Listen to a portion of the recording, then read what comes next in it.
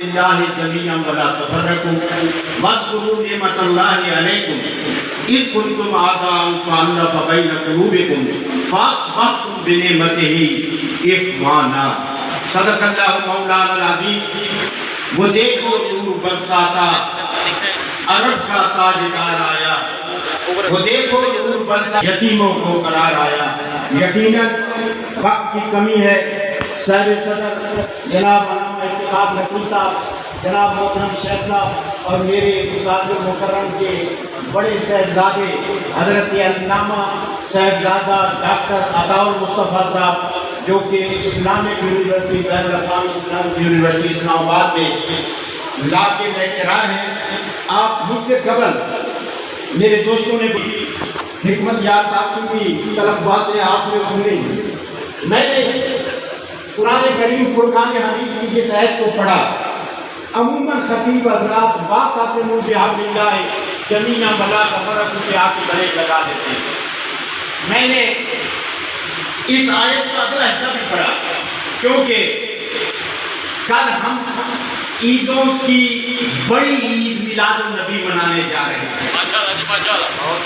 اللہ نے فرمایا واقعسموا بحبل اللہ جمیعا ولا تفرقوا، کہ اللہ کی رسی کو مضبوطی سے تھام لو، فرقوں میں نہ بٹو۔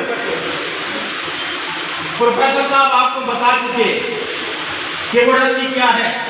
اس رسی کے بارے میں بڑے اقوال ہیں، بڑے اقوال ہیں۔ ایک قول یہ بھی ہے کہ اس رسی سے مراد حضور کی آل ہے۔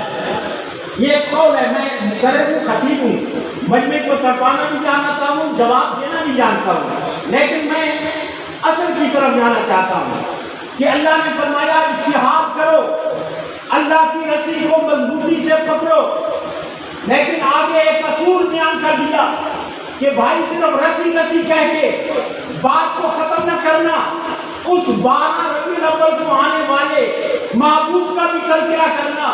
واذکروا نعمت اللہ، یاد کرو اللہ کی اس نعمت کو، علیکم اعداء، جب تم دشمن تھے فالف بین قلوبکم، اس نے تمہارے دلوں کو جوڑ دیا، اور وہ دلوں کا جوڑنے والا کون تھا؟ وہ آمنہ کا لال تھا، جو مقصود کائنات ہے۔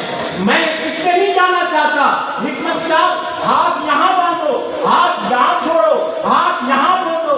جو بات میں کرنا چاہتا ہوں، اللہ فرماتا ہے کہ اس نعمت کو سامنے رکھو جو مقصود کائنات ہے، جس کو اگر پیدا کرنا مقصود نہ ہوتا، اگر دنیا میں لانا مقصود نہ ہوتا، تو میرا رب فرماتا ہے میں کائنات کی کسی چیز کو پیدا نہیں کرتا۔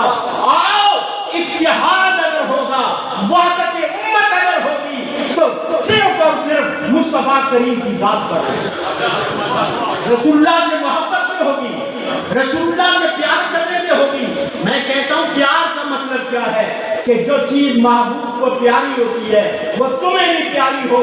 ارے میں فخر سے کہتا ہوں، کوئی یہ کہے فخر سے کہتا ہوں کہ میں سنی بھی ہوں، میں حنفی بھی ہوں، میں مسلمان بھی ہوں، میں بریلوی بھی ہوں، اور حکمت یار صاحب میں سیاسی بھی ہوں، شیخ الاسلام کا غلام ہوں جس کے مرید آپ کے بزرگ تھے، تو میں حضور شیخ الاسلام کا غلام ہوں۔ میں یہ دعویٰ دینا چاہتا ہوں، اتحاد کا ایک ہی نقطہ ہے کہ اگر تمہیں رسول اللہ سے پیار ہے تو جن سے رسول اللہ کو پیار ہے ان سے تم بھی پیار کرنا شروع کر دو۔ فرقہ واریت ختم، فرقہ واریت کا نام ہی نہیں ہوگا جب رسول اللہ سے پیار ہے، اور جن سے رسول اللہ کو پیار ہے ان سے بھی ہم پیار کرنا شروع کر دیں۔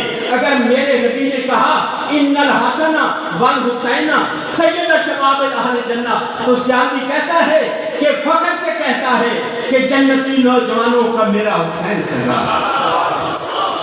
اگر میرے نبی کے اصحاب سے، میں اس دن عمل کارما کے سلسلے میں 10 محرم کو بھی نکلا، حکمت یار صاحب میں نے تو شیعہ کے جلوسوں میں تقریریں بھی کی، اور چینل کے موقع پہ بھی میں علامہ صاحب کے ساتھ مدرسے میں بیٹھا تھا۔ جو علماء ہوتے ہیں وہ جانتے ہیں، بلکہ میں علامہ صاحب سے یہ مطالبہ بھی کروں گا کہ جب آپ اسلامی نظریاتی کونسل کے اجلاس میں جائیں، علامہ ڈاکٹر راغب نعیمی صاحب جو آپ کے چیئرمین ہیں، ان سے گفتگو کر کے آپ اسلامی نظریاتی کونسل کے سٹیج پر ایک فیصلہ کروائیں کہ ہم جو مذہبی طور پر عقائد کے طور پر کہ ہم اپنے نبی سے پیار کرتے ہیں، کیوں نماز اچھی، روزہ اچھا، حج اچھا، زکوٰۃ اچھی، مگر میں باوجود اس کے مسلمان ہو نہیں سکتا، میں جب تک کٹ مروں خواجہ بطحا کی عزت پر خدا شاہد ہے کامل ایمان ہو نہیں سکتا۔ آپ فرقہ واحدیت کی بات کرتے ہیں، یار اس پہ تو ہمیں داد دو نا، اپنے ضلع کی امن کمیٹی تو اس پہ تو حکمت یار صاحب آپ کو داد دینا چاہیے۔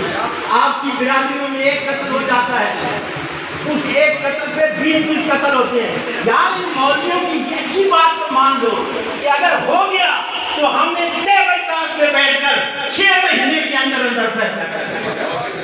آپ کہتے ہیں علماء نے تقسیم کیا، علماء نے تقسیم نہیں کیا۔ میں علامہ صاحب سے بات بڑھ جاتی ہے، یار بات بڑھ جائے گی۔